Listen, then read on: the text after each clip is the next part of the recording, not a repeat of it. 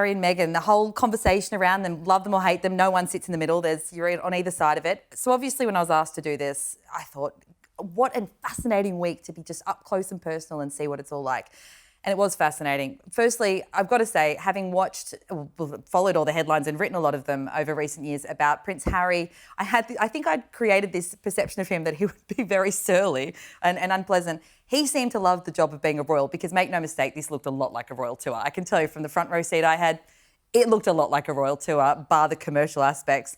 But Meghan, on the other side of it was very interesting. I thought that she would, at this point, have had this presence that was a little bit more effortless. And having watched her again for those few days, I feel like I don't know her at all. The mask never slipped. It was so interesting and fascinating to watch that unfold. And also, as I say, it did look so much like a royal tour. And all these years on, watching them sort of do that job, a number of times in my mind, I thought, well, how did we end up here? It's like we've done a full circle.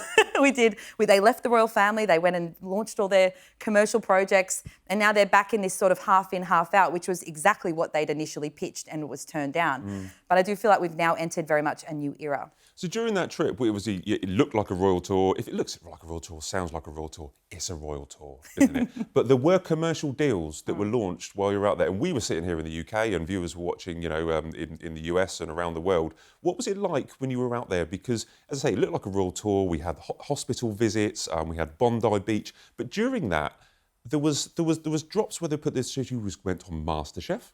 And then there was this AI clothing line, which it sits uncomfortable with me. I don't know what it's like on the ground. How did everyone react? Because she's wearing these clothes while she's kind of hugging children. Yes. And saying, if you go online, you can click and get these sandals or my dress. Yeah, it's because, of course, when there are actual royal tours, we're always clamouring to find out what the Princess of Wales is wearing. But this is very different because this is a commercially associated one. Apparently, Meghan's invested in this company and obviously she's earning money from this. And it was a little jarring. I did make it known at the time, I will say, I thought the timing of it was very odd. I mean, I think it was an odd thing to roll out while they were there because there were so many moments that were sort of emotional visits with the sick kids at the hospital or even meeting with the survivors of Bondi. And that's where there's just not this perfect fit for the commercial and the philanthropy with royals. This is where it does get a little jarring. With that said, in fairness, I've got to say, I thought there would potentially be flashpoints. I thought, that the mood in Australia is often very similar to how it is here in Britain, where they can really inflame people and their fans are very passionate. And I thought there'd be flashpoints. Surely someone will say something to them or there'll be a moment during this tour. Everywhere they went, So looking optimistically, it wasn't a disaster. That's what you're saying, that it wasn't torpedoed or anything. I was right there next to them. I heard everything that was being said to them for days. And I have to say, from that position, everywhere they went, they were very, very, very warmly received. People were extremely excited to meet them, particularly when Harry did his military-related things in Canberra on the Wednesday. It was such a positive environment and people were very excited to talk to them. And with that said, they've, of course, handpicked events that are in line with their communities they've worked with previously. So it's obviously not unexpected that they would be very receptive. But it was very positive on the ground. Where that sits more broadly, I still don't know. On the ground, it looked a bit chaotic at times. I mean, let's just think about the Bondi, because that Bondi trip would have been quite emotional, really. They were meeting they were meeting survivors. They were meeting people who had been there during that horrific terrorist attack. But it looked chaotic on the beach. And I did see some footage there was a sunbather that refused to move. What happened there? Well, I tripped over her first. That footage was not caught, but it was a very chaotic moment. So she was laying there on the beach and just refused to move. And you know what? She had a day off and power to her. But you're right, that scene was an interesting one because, of course, we've spoken so much about Harry's concerns over security. Now, that specifically relates to the UK, but you'd think that would be sort of more broadly as well. There was a lot of debate in Australia in the lead up to this about what was going to happen with their security. People were adamant that taxpayers should not fund it, which I understand because, of course, they were earning money while they were there. So there was somewhat of a police presence, but it was more about public safety as opposed to being sort of a personal bodyguards for Harry and Meghan. So they have their own smaller operation of security, but that they are funding themselves. So when we got to Bondi, they walked out of that bathers pavilion where they'd met with the survivors. And all of a sudden, people had obviously heard that they were in town. And so they just kind of swarmed them. And everyone, that was very positive. They were asking for selfies and calling out questions. But the crowd was gathering as we were moving. And we started moving faster and faster for probably that exact security reason, jogging alongside them. But it did feel quite chaotic. It was a small period of time. As I said, it was positive.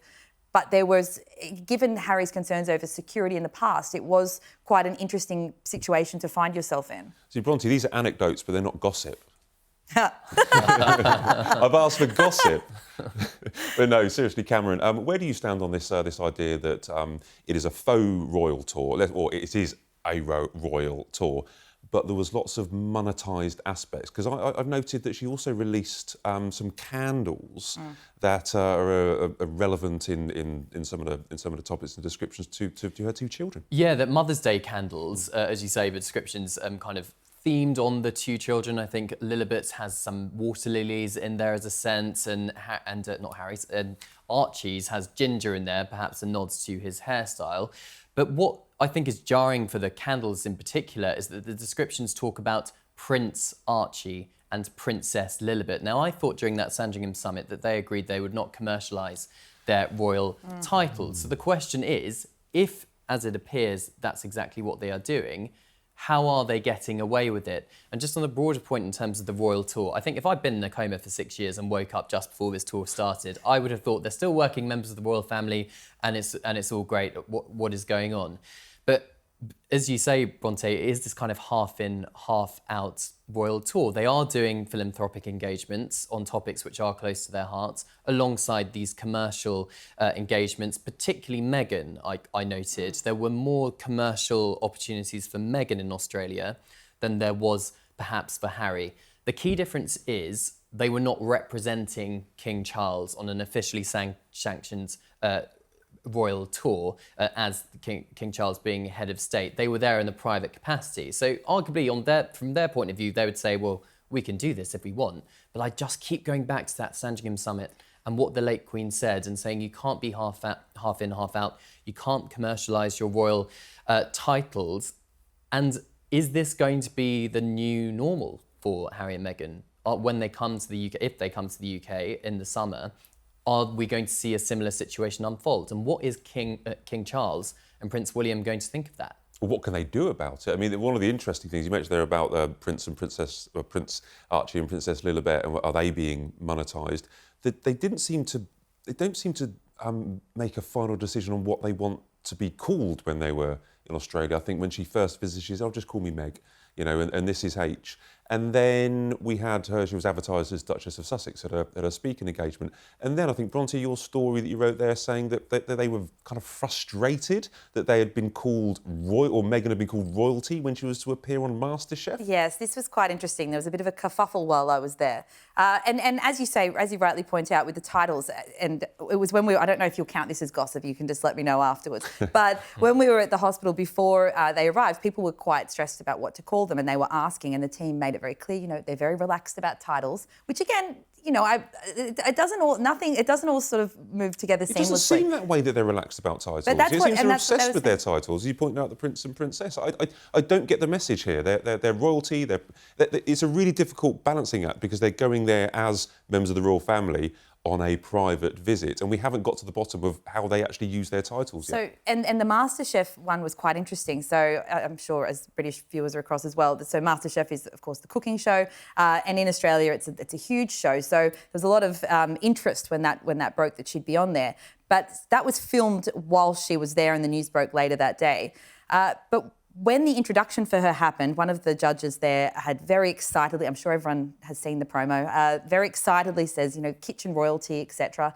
And the word royalty there is what sources close to the Meghan told me really irritated them, because apparently they had made very clear in emails and their correspondence prior to her appearance that word was not to be used. And I questioned that because, again, we've got the candles with Prince and Princess. I don't know. There's no strict policy on all of this. And I questioned why that word specifically was the problem. And it's still not clear to me why, but she was very, their team was very frustrated by that, is what was the exact quote. Very annoyed, very frustrated. And they were outside the doors when the introduction happened. So apparently they didn't know, and they found out when the promo dropped that night. Yeah, I mean, very convenient for MasterChef, of course, because if you say the word royal in a tease or in a promo, there's going to be more viewers, or at least viewers are going to not switch off. So convenient for them. Nonetheless, I can see a situation where the celebrity judge just forgot about all the briefing they'd been given not to use the words royalty, got very overly excited that Meghan, Duchess of Sussex, was in the building and said it anyway. But MasterChef then kept it in the edit by the looks of it. So tricky for them. But there is a conflict of interest here in the sense that, OK, they are telling the MasterChef team not to use the word royals because you don't capitalise on the royal titles, etc., etc.